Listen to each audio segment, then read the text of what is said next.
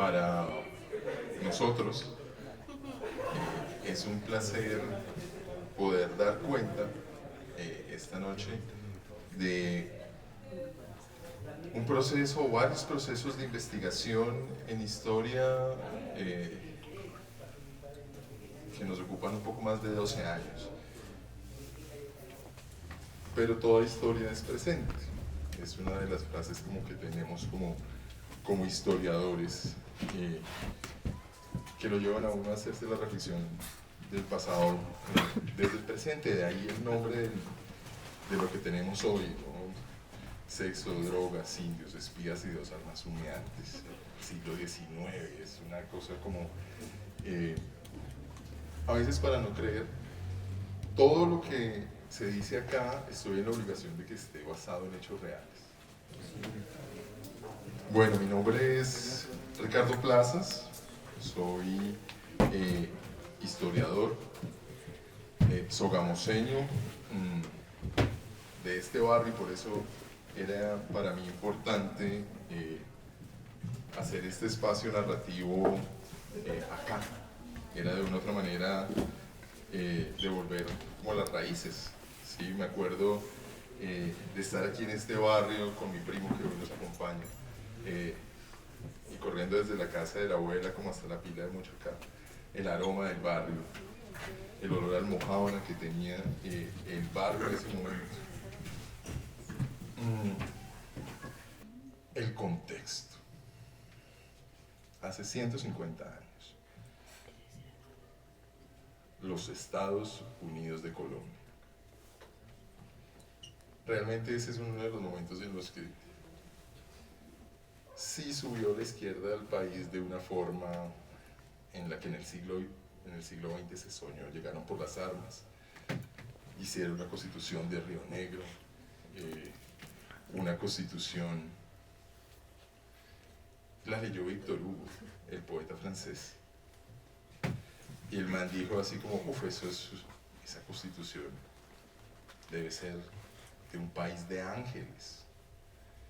Y realmente ustedes cuando la leen hay unas cosas que me dicen, venga, eso es siglo XIX, eso parece muy reciente. Por ejemplo, no está Dios. Y eso es supremamente importante que no esté Dios en la Constitución, porque es la separación del Estado y la Iglesia. Una separación dura, total, que se debe hacer. Esa gente, durante 20 años, de 1863 a 1883, que es donde ya empieza a ganar peso la regeneración, durante esos 20 años fueron unos 20 años muy, muy diferentes. Ese radicalismo, su origen en particular es Boyacá y Santander, el norte de Boyacá y Santander. Y pues es bien sabido que este pueblo es ligeramente liberal. La primera historia, o bueno, a mí me parece que pudo haber arrancado por cualquiera, pero creo que la importancia cambia de acuerdo al público y al lugar.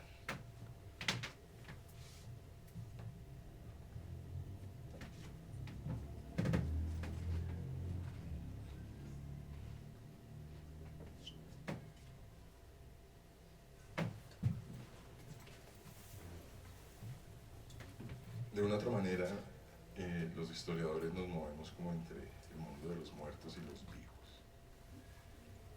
Nuestro trabajo es hacer recordar para que no se pierda la memoria. Si ustedes miran, hay muchas culturas que las cosas permanecen siempre y cuando queden en la memoria colectiva, ya sea lo que uno ve como en México con el altar de Día de Muertos y las foticos, pero pues antes de las fotos se repetían los nombres de los muertos hasta que se tuviera memoria. Entonces mi trabajo es traer otra vez muertos para que ustedes los recuerden. Entonces eso tiene para mí cierta solemnidad, porque pues a diferencia de la ficción, aquí sí hablamos de gente que estuvo viva, que estuvo por acá.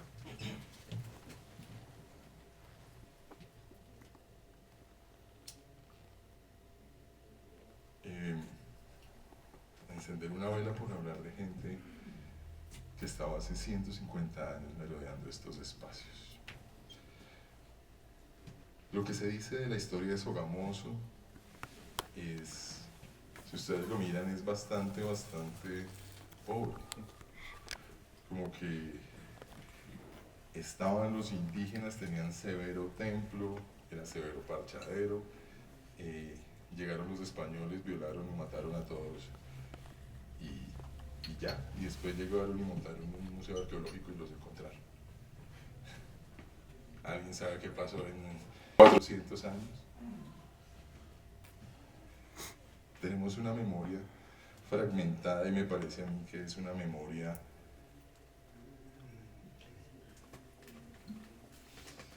revictimizante. Nos hundimos en las lágrimas, en la melancolía del indígena muerto. Pero no, señores, el indígena de Sogamoso en particular, y eso al ser un pueblo de indios, que un pueblo de indios en la colonia es entender que esto tiene una legislación específica para que puedan vivir los indios, así como de protección, resguardo, pero a su vez es una forma de generar mecanismos de resistencia. Aquí nadie ha contado que en los años 1600 los indígenas de Sogamoso mataron a un corregidor. Eso es, el corregidor de naturales era el español que estaba encargado de repartir látigo y cepo a los indígenas de acá, y un día se mamaron y lo mataron. Y eso no se dice acá, y es supremamente importante que se diga, porque es la memoria, la resistencia de gente que le puso el cuero, que no quiso vender su alma y logró. Y le digo que es lo peor de todo, que yo tuve oficina en lo que era la antigua casa del corregidor, ahora antiguo Palacio Municipal, ahí en la Plaza de la Villa, y ahí asustan, lo ven andar, el corregidor que matamos orgullosamente, y eso hay que sentirse orgullosos. Ya acercándose a la República, los indios de Sogamoso pues no le copian a los peninsulares y tampoco le copian a la República. Entonces quedan ahí en la mitad y logran llegar hasta esta década, 1870. Resulta que las relaciones diplomáticas entre España y los Estados Unidos de Colombia están rotas. Obviamente, nos agarramos, nos independizamos, ahí ya no nos vamos a hablar, eso está roto. Los españoles están quebrados, lo único que tendrían como para vendernos a nosotros es libros, pero los libros los venden los franceses, que se los piratean y nos venden a nosotros. Y tienen una pregunta como básica, si todavía nosotros estamos bravos por la independencia. Y en ese momento contratan, o bueno, reclutan a un afamado literato, José María Gutiérrez de Alba, pues de los Alba, divinamente bien española, a que se venga al Nuevo Mundo, a averiguar cuáles son las razones para que tengamos tanto rayo y no queramos restablecer relaciones diplomáticas. José María se viene en su misión secreta y viene, pues de hecho el tipo pasea por todo el país. Tal vez es uno de los documentos más importantes que hay del siglo XIX, es precisamente los viajes de José María Gutiérrez de Alba. Entonces viene hacia Sogamoso, y viene hacia Sogamoso porque está haciendo, digámoslo, turismo, enviando cartas, su labor de espionaje, está haciendo espionaje, hay que tenerlo muy claro, y viene para Sogamoso porque quiere conocer el sitio donde está pues, los restos del Templo del Sol. Y el tipo llega aquí a Sogamos. El camino por el que se llega es el camino que llega de Fira. Y el tipo viene, camina por esta calle y empieza a hacer una descripción de cómo están y cómo viven los indígenas de Sogamoso en 1870. Y empieza a decir que precisamente, y por eso era la importancia de narrar en este espacio, que precisamente los indígenas están rodeando el sitio que ellos consideran sagrado. Y hace una descripción de la colina que está detrás de Santa Bárbara, que es la colina donde está la zona arqueológica. Identifica cómo están ubicados, a qué se dedican, qué hacen. Sumado a eso, en ese momento, hay una obra que se está haciendo, una obra pública, en Sogamoso. Tranquila, siga. Se está construyendo la Capilla del Cristo.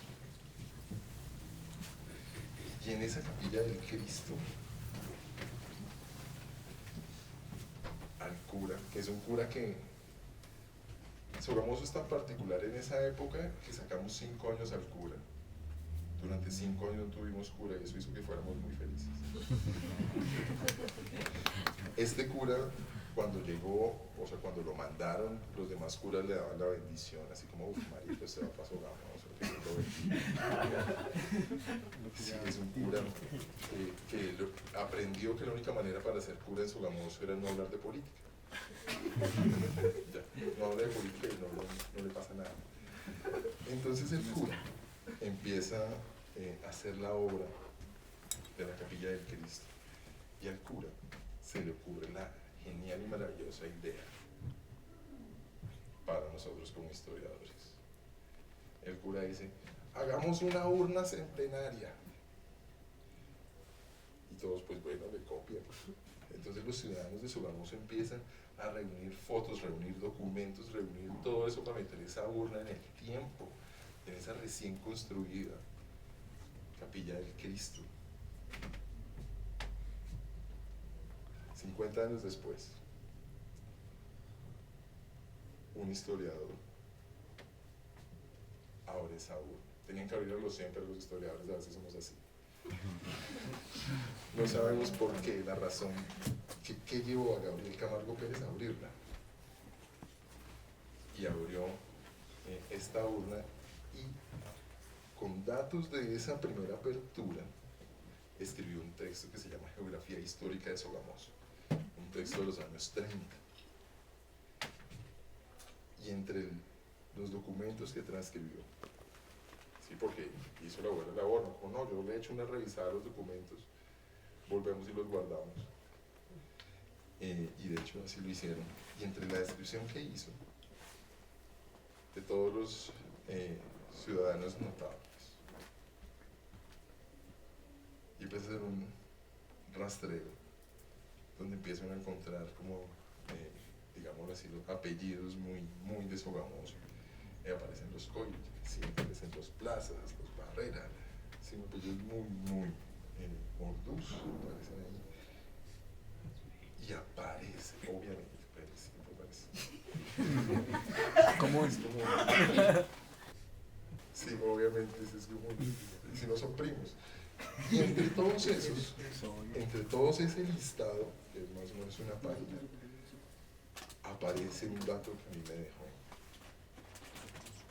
frío, y más como un niño que recorrió estas calles y que le dijeron que había que tenerle miedo al barrio. Sí, uy, ¿cómo así que ustedes tienen familia en Mochacá, que su abuela vive en Mochacá? Y aparece el nombre Cacique de Mochacá. No es solo el nombre de un barrio, es el nombre que recibía el indígena que era el encargado de cuidar donde ahora estamos. Y la zona arqueológica era una persona que ejercía un dominio en ese territorio. Y Gutiérrez de Alba, como todo espía, historiador, entonces espía, sapo y lambón, pidió pues ir allá, visitó el sitio sagrado, no encontraron las astillas del templo, quería ver, llevarse unas astillas del templo, y la encargó. Y antes de irse, a Gutiérrez del Alba le entregan una ocarina, una joyuela de oro y 3 astillas del Templo del Sol. Yo quiero creer que el que las consiguió para entregárselas al espía, como un souvenir de la época, y pues porque además era el que ejercía dominio y poder. Yo quiero creer que fue el cacique Mochacá, que el cacique Mochacá estuvo andando hace 150 estas calles por donde llegaron ustedes acá, y precisamente en ese contexto de espías. La herencia muisca en Sogamoso pues es bárbara. Aquí veo mucha gente que sé que ha asistido a San Pascuales y que hace parte de ellos, gente que ha sido ángeles en esa bella manifestación. Entonces, como sogamoseños es como entender cómo se lograron mantener esos rituales campesinos que ahora tenemos, que los disfrutamos a nivel rural. Los bailes de San Pascual, eso está gracias a que gente como el cacique Mochacá pudo mantener dominio territorial y ejercer control casi hasta el siglo XX. Fue la regeneración. Y vemos un triste caso de que cambias, o bueno, uno no sabe si es tristeza o es astucia de acuerdo al contexto del tiempo, pero los indígenas de Sogamoso pasaron de un censo al otro, de ser indígenas a ser campesinos. Entonces, eso es más o menos lo que nos sucede a finales del siglo XIX, comienzos del XX. Pero la raíz muisca pues está en las montañas, vive un montón. Entonces, un aplauso para el cacique Mochacá.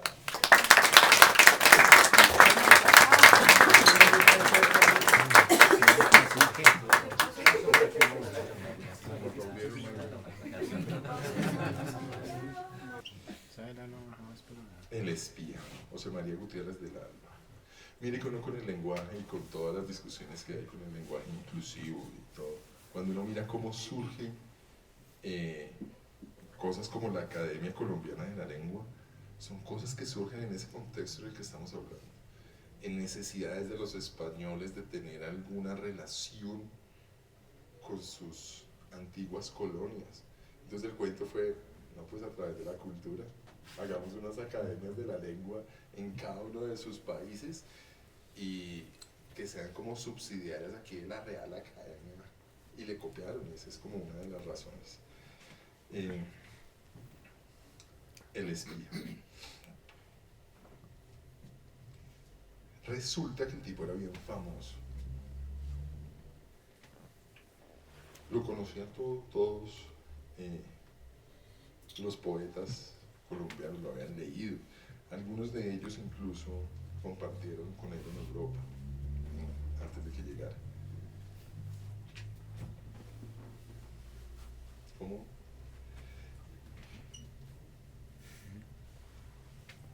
Había un poeta, que era un poeta, pues estamos en el siglo XIX, todos los poetas tienen que ser tras de románticos sufridos, ¿sí? O sea, el amor romántico, usted no lo entiende si no hay sufrimiento. Sí, si usted no sufre por su pareja, si no está al borde de la muerte y logra sobrevivir por ese amor, eso no, pues es la base del amor romántico, el sufrimiento. Este tipo era tan sufrido que los demás poetas estaban de acuerdo que él era el más sufrido. En serio, el poeta mártir. El poeta mártir, Temístocles Tejada. El tipo a sus 16 años ya había escrito su primera novela, Edmundo y Aramante.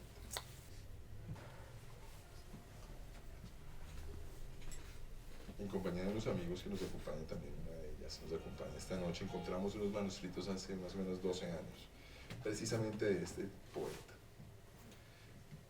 El tipo saladísimo, realmente fue mi tesis de grado como historiador, encontrar quién carajos era este man y por qué tan desgraciado, ¿qué hizo? Participó en la guerrilla liberal que se tomó el poder en el 63.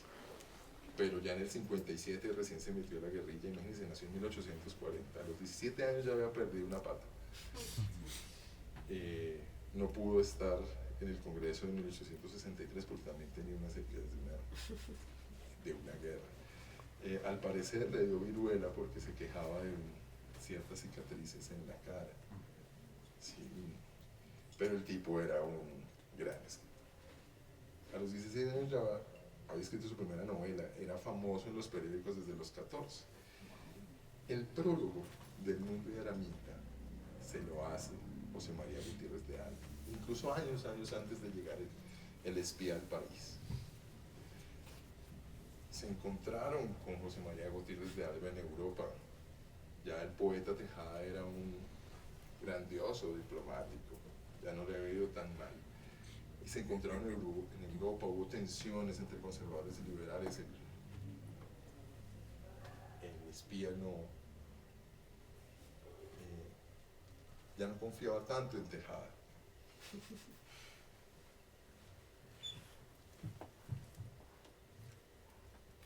Tejada era un tipo muy mente abierta, y con eso uno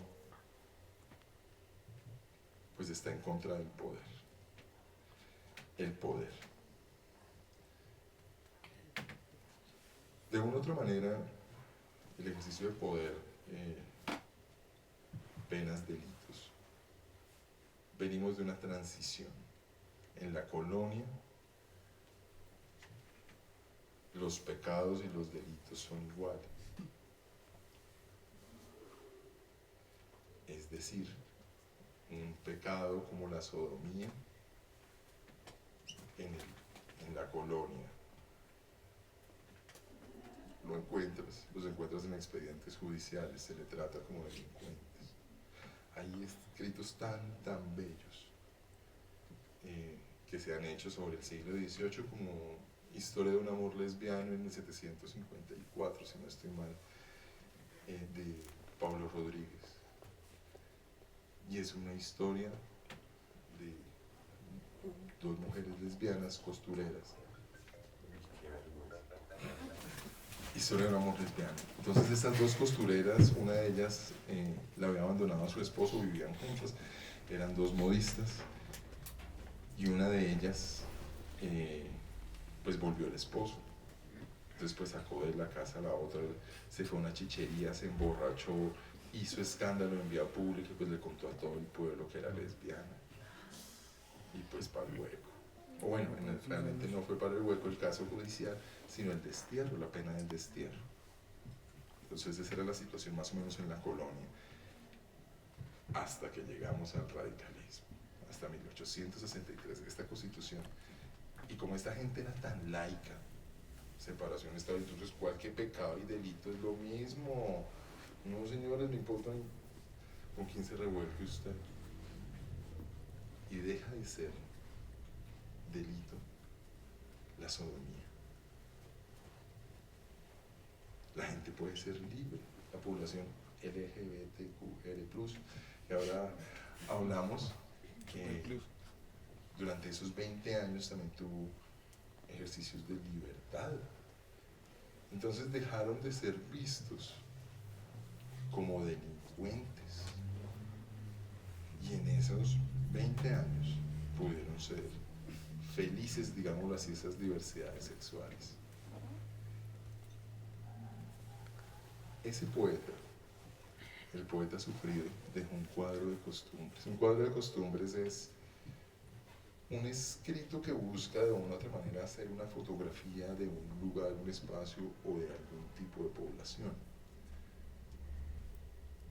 Es bastante descriptivo. Entonces es todo un género literario que existe en el siglo XIX, los cuadros de costumbres. Y escribe un cuadro maravilloso donde ya la población ya se puede hablar de ellos, porque la presión social sobre la población de diversidades sexuales es tan fuerte que también, digamos, hablar de ellos es también considerado pecaminoso. Entonces, por primera vez, ese poeta, que para esa época estaba como en sus últimos años de salud, porque después le dio un poquito de lepra, le da un poquito de lepra, es una linda historia. Es una linda historia porque es precisamente como el culmen del romanticismo. Entonces están este poeta feliz porque por fin consiguió esa mujer, ese amor de su vida, que lo recibía así todo, sin una patica, con viruela, pero pues era buen poeta. Por fin la encontró y hicieron un vals en Bogotá para casarse, porque esa era la manera en que usted le decía a la alta sociedad que se casaba. Yo me lo imagino en su vals, pero estaba con toda. Y le dice, como no, entonces voy a avisarle a mi mamá que me voy a casar, voy a pedir la bendición de mi mamá. Y se viene de Bogotá hasta Tipacoque. Y en Tipacoque, la mamá le dice, pues, la bendición, hijo, vaya a casas. Y le dice como, pero me he sentido como malito, voy a ir al médico. Y el médico es el que le diagnostica la lepra. Entonces, justo antes de casarse. Le diagnostican la lepra y el tipo escribe, es un abismo infranqueable entre los dos. Y pues de hecho sí, ella, como estaba tan enamorada en el amor romántico, si usted no sufre no vale. Entonces usted no puede vivir con ese verdadero, o sea, si no está con el verdadero amor no puede vivir. Esta mujer terminó metida en un convento, Celina, se muere en el convento. Y este tipo sigue escribiendo. Y se muere su mamá, su parte de su familia, y es como la maldición de que se mueren sus seres queridos antes que él. Entonces, se muere en 1883, fueron amigos de este espía, y nos dejó este cuadro de costumbres que vamos a leer un fragmento. Marucho Cacorro. Obligado como estoy a completar una serie de cuadros de costumbres colombianas, tengo que apelar a rebuscar hasta los tipos menos conocidos, aunque no faltos de interés cómico. Bien es cierto que quizá tenga ya aburridos a mis lectores con mis pobres escritos, tan escasos de ingenio y aticismo, pero cada cual da lo que tiene y no está obligado a hacer más de lo que es. Y en fin de fines, si no gusta lo que escribo, no hay más que echarle una buena manotada de olvido y no volverse a acordar de ello, como se hace con el cadáver de un limosnero. Hoy está en Cántara Marucho Cacorro, o sea, el sacristán de la iglesia, de cierto pueblo. Pero es preciso que antes explique lo que significa tan estrambótico nombre, que de seguro no se hallará en el calendario cristiano. Llaman las gentes de provincia maruchos y cacorros a ciertos hombres que tienen en su modo de ser, en su carácter y ocupaciones, algo que tira a mujeruno y a cobardía gallinuna, porque se meten a cocineros, bolilleros, bordadores y a otros oficios propios de las mujeres, porque se peinan, se visten y se acicalan como estas, porque toman todos los aires de evas remilgadas, porque se corren al ver cualquier peligro o al ver cualquier amenaza, a semejanza de esos goces que huyen con un ramo entre las piernas, al oír la detonación de un cohete, y en fin, porque no le gusta sino estar metido entre mujeres. Son una especie de gallos blancos, carroños, sin valor, sin sal, y de los seres más desairados, necios y presumidos. Estos entes son siempre el ridículo, el hazmerreír de los truanes. Marucho Cacorro, el sacristán, ha merecido este nombre desde sus mocedades, porque ha sido alternativamente cocinero, ventero de licores y de confituras, bordador de camisas de mujer, de encajes y catatumbas para enaguas, hasta que vino a dar en sacristán, oficio bastante ridículo. Los oficios imprimen carácter, y esto es tan cierto que Marucho Cacorro, a pesar de los 50 años bien medidos que lleva, es hoy día en todo y por todo el mismo Marucho Cacorro de sus tiempos de cocinero. Mi hombrecillo tiene la cara larga y desteñida como una vela de cebo, bigotes y pera que tuvieron intenciones de ser catires, pero quién sabe por qué no se resolvieron hacerlo. Pelo negro, siempre peinado de cachucha y churcos y asilado con guásimo u otra hierba, y lutinaza con la carrera por la mitad de la cabeza. Viste siempre el lechuguino, pero es un ropavejero consumado, pues todo lo que se planta son vestidos usados, que compra a trueque de salves y responsorios o de reliquias de cebo. Usa aretes de oro en las orejas y varios anillos de acero y de plata en los dedos. En fin, aunque no es más feo de lo necesario, tiene una cara más desabrida que mazamorra de ceniza sin dulce. Lo hemos visto a veces de unas trazas de lo más grotescas, con vestidos ya muy estrechos, ya muy anchos, según eran los difuntos o dueños anteriores. Pero como Marucho Cacorro, este de cachaco nada, se da con ponerse pantalón de manta azul del Socorro, con levita de paño verde, chinelas de ante amarillo y sombrero de jipijapa con hule rojo. Suele usar capa la española y sombrero de pelo, pero una y otra cosa tienen más manteca que mesa de cocinero. Es íntimo amigo con todos los beatos y beatas, con los frailes, clérigos y monjas, y ha tomado tales aires de sacristía que siempre sin que se encuentre alguna de estas gentes, se quita el sombrero y se inclina hasta los pies, en forma de dar con la más exagerada reverencia, aunque sin alzar nunca los ojos. Se levanta siempre a las 5 de la mañana, se peina, se refriega la cara en la colcha de su cama para parecer colorado y se compone para ir a los oficios de la misa, y más que eso, a recoger los beneficios de los responsorios, salvos y recorderis. Rara vez vuelve a su casa sin llevar huevos, pollos, gallinas y otros comestibles, amén de unas cuantas pesetas de los buenos creyentes, que se acercan a la mesa del altar como los traficantes de quienes echó a rejo del templo el filósofo Jesús.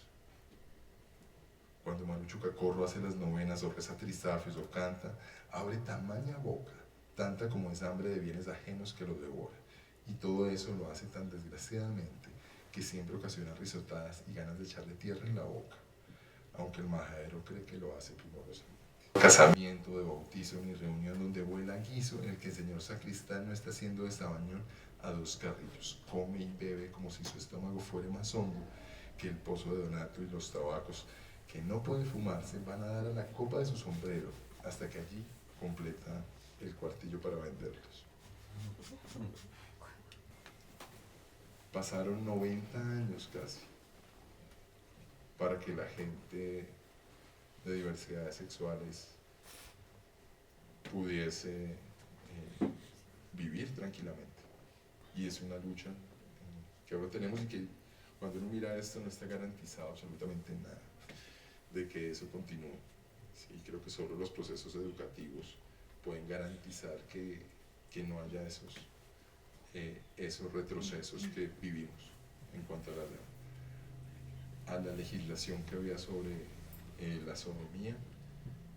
Entonces, este es como otra de esas historias, Marucho Cacorro, el cuadro de costumbres más antiguo que se tiene de descripción de poblaciones LGBT. También es como uno de esos aportes de la academia que se ha vuelto como artículos de invitaciones ya a conferencias en universidades, ya para hacer una lectura pues extensa y para analizar el contexto político y las biopolíticas y ponerse en modo ñoño. Entonces, mucho más querendón hacerlo de esta forma, que esto es un documento que se encontró aquí en el antiguo Palacio Municipal, en la Casa del Corregidor, ahí donde asustan. Ahí se encuentran esos manuscritos donde ahora tenemos esa ventana al siglo XIX. Entonces esa era la otra de las historias, que también tiene que ver con este espía que se cruza, llega, viene a estos territorios. Gutiérrez del Alba trae una carta, no dice de quién, pero sí para quién. Y es un personaje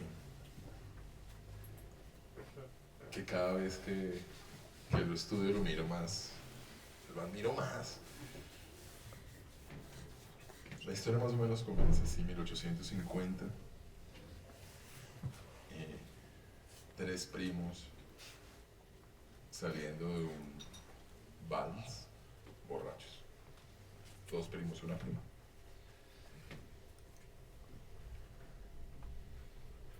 Y lo que hace la gente borracha de dejar aflorar sus pasiones, sus sentimientos, así como las dos lesbianas. Y resulta que se dan cuenta que los dos primos están enamorados de la prima. La típica historia así romántica horrible. Los dos primos, la prima y esta gente borrachos salen de un vals y saca su guante. ¡Pac! Se retaron a duelo. La historia comienza con Isabel, Federico y Mamerto Montoya. Así se llama, tengo la culpa, así se llama. Mamerto. Y pues sí, señores, se retan a duelo. Ahí es donde uno dice toda historia es presente. Uno podría hacer exactamente esa misma noticia esta noche. Sí, salen tres personas borrachas de una fiesta y yo pues que yo estoy enamorada de tal, yo pues como sería que yo también. Y la historia sigue. La historia se mantiene, es una historia romántica horrible por eso, o sea, viene desde esa época y se mantiene acá, es absolutamente ridícula y absurda que se mantenga. Pero así arranca esta historia. Entonces, Mamerto y Federico, enamorados de Isabela, se retan a duelo, Mamerto y Federico. En ese momento usted carga, bueno, las masculinidades tóxicas, usted cargaba pistolas de duelo. Por si pasaba eso, usted tenía un par de pistolas de duelo. Y se retan a duelo, todo el cuento de las películas, los pasos, todos se voltean. Y Mamerto mata a Federico. Pues imagínense la noticia, el duelo, o sea, eso salió en el extra de la época. Sí, salió en el espacio, que fue con el que yo crecí. Obviamente fue el escándalo, la noticia, y pues obviamente son gente divinamente bien, son los Montoya, una familia de la élite en Bogotá. Hicieron lo que toda familia de bien hace en este país, así como, no, lo mejor es que te vayas del país. Esperemos que todo esto pase, así que se desalte, lo mejor es que te vayas del país, Mamerto. Y efectivamente lo mandan fuera del país. Y su vueltica por Francia, España, Italia, Inglaterra. Y por fin llega a Alemania. Sí, que no era cualquiera el que llegaba a Alemania. Era la lengua más difícil de aprender, pero también el que llegaba a Alemania llegaba como a la punta de lanza en cuanto a ciencia. Y allá llega este personaje, Mamerto Montoya. Al parecer, Mamerto Montoya es el primer personaje que llega hasta la China. Se pelean esos datos, pero es más o menos eso. Entonces llega a Alemania después de su viaje. En ese momento, digamos, la pena de homicidio prescribe a los 20 años, pero como llegaron los radicales liberales al poder, pues mandaron todas esas leyes al carajo, entonces el tiempo se acorta. A los 16 años vuelve Mamerto. Entonces el espía Gutiérrez de Alba va con una carta para donde Mamerto. Entonces Gutiérrez de Alba viene aquí por la hacienda del Salitre, así, ¿cómo se va a montar Mamerto? Y iba llegando y resulta que Mamerto volvió al país y volvió con plata. Le arrendó al Estado Soberano de Boyacá unas tierras en la casa de la Compañía de Jesús, que seguramente algunos la han escuchado, algunos la han visto, en la Y entre Fira Pesca, la clásica. Entonces esa la tuvo en arriendo Mamerto. Llega el espía, no, mire, usted conoce a fulano, a Emiliano Revuelin, sí. Mamerto le dice a Gutiérrez de Alba como, ven, acompáñame hasta allí arriba, hasta un sitio que se llama Páramo de Guáquira. Un sitio que se llama Pueblo Viejo. Lo han escuchado seguramente. Estamos hablando de la Guatota. Entonces arranca. Entonces pasan por Isa, el cuento de las termales. El plan están de turismo, entonces termales en Isa, las rocas calcáreas en Isa, la piedra Pómez, van por Cuitio, llegan a Tota. Todo así, no, que vamos hasta démosle la vuelta a la isla, todo el sitio turístico. Y le muestra cuando están allá, después de una de las noches más gélidas para el espía, dice, esa mierda estuvo tan horrible que lo compara con el polo, así como, qué horrible el frío aquí arriba. Si le fue mal al espía en cuanto al clima en el lago de Tota.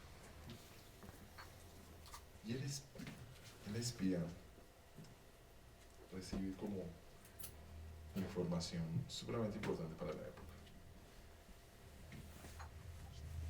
de cómo Mamerto Montoya, cuando venía de China en pleno contexto de la guerra del opio, logró conseguir unas semillas en Esmirna, en Turquía, y llegó acá como le arregló terrenos, al parecer también arrendo terrenos en Aquitania. Y esas semillas son de una planta que se le va a conocer como adornidera o amapola. Antes de la cebolla del lago de Tota, estaba más linda esa laguna. Obviamente están todos los cultivos de cereales, está toda la descripción del paseo, los venaditos, pero ahí se hace el primer cultivo, la primera aclimatación, las primeras variedades de amapola colombiana. F3, F5, ya cuando llevan aquí bastante tiempito, se hace en el lago de Tota. Mamerto le enseña a las indígenas campesinas cómo se debe cortar los botones, cómo se deben hacer pequeñas incisiones en los botones, cómo se le tienen que hacer ciertos surcos para que de ahí salga el opio. Va a recoger ese opio y lo va a llevar a su casa, en la Compañía de Jesús, y va a montar ahí el primer laboratorio de procesamiento de drogas heroicas en la historia de Colombia. Ya se la puso. Mamerto lo va a hacer plata. En ese momento las drogas son legales. No existe el prohibicionismo que vivimos en el siglo XX. En ese momento encuentras cocaína marca Sherry Plow, encuentras heroína marca Bayer. Y Mamerto es el pionero de la industria farmacéutica de ese tipo en Colombia.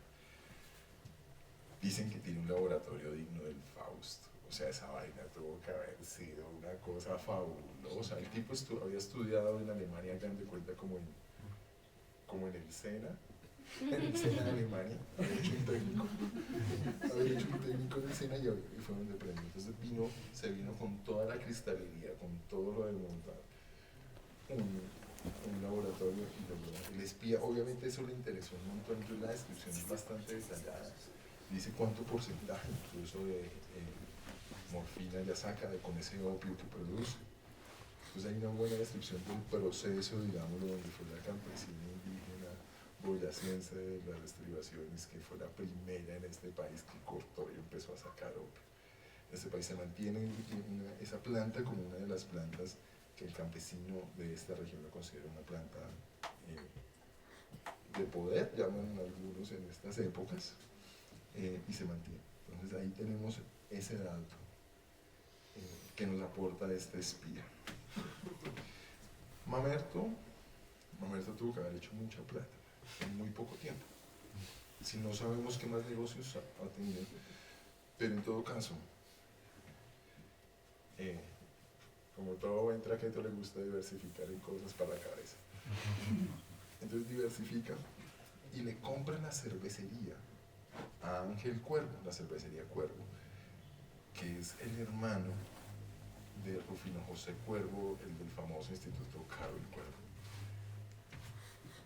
Le compra la cervecería a los hermanos Cuervo, ¿cómo sería que con eso fueron a vivir a Europa? Entonces eso era un buen negocio en ese momento, comprar esa cervecería a los Cuervo. Mamerto la compra, mantiene la cervecería, le cambia el nombre de Cuervo a Montoya, fallece, sus hijos mantienen, al parecer, los dos negocios, pero sus nietos tenían unos amiguitos un poco complicados, gente como Julio Flores, ¿sí? Gente del parche de poetas, de la gruta simbólica. Uno de ellos, de apellido Ángel Montoya, moderno, quien años después, junto con uno de sus hermanos, se convierten en los primeros muertos por sobredosis en la historia de Colombia en los tempranos años 20.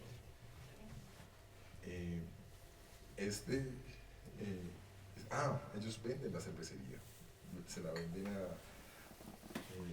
le cambian el nombre a Rey Gambrinos, y después parece que como que algunos de las máquinas las compra Leo Coco, que va a ser uno de los que después Sarmiento, Julio Mario Santo Domingo les va a comprar la cerveza que ahora nos hemos tomado. Entonces de allá viene su relación con la historia de la heroína, la historia de la cerveza. Un lavadero fue en su momento. Este en particular, este estudio lo solicitó ahorita la Universidad Nacional porque retrocede en 60 años los estudios sobre drogas heroicas en Colombia. Entonces lo que se ha dicho es que la heroína y la morfina eran importadas, que aquí no se hacía, que eso era un producto de importación. Y a partir de los años 30 se tiene información como judicial acerca de eso. Poder echar 30 años para atrás los estudios sobre las drogas en Colombia, para mí ha sido un absoluto placer. Hay que agradecerle al espía por haber dejado un documento como tan valioso que permite cruzarlo con otras fuentes para entender el contexto. Entonces, he ahí las tres historias que se cruzan con esta cuarta de un espía. Muchísimas gracias por escuchar.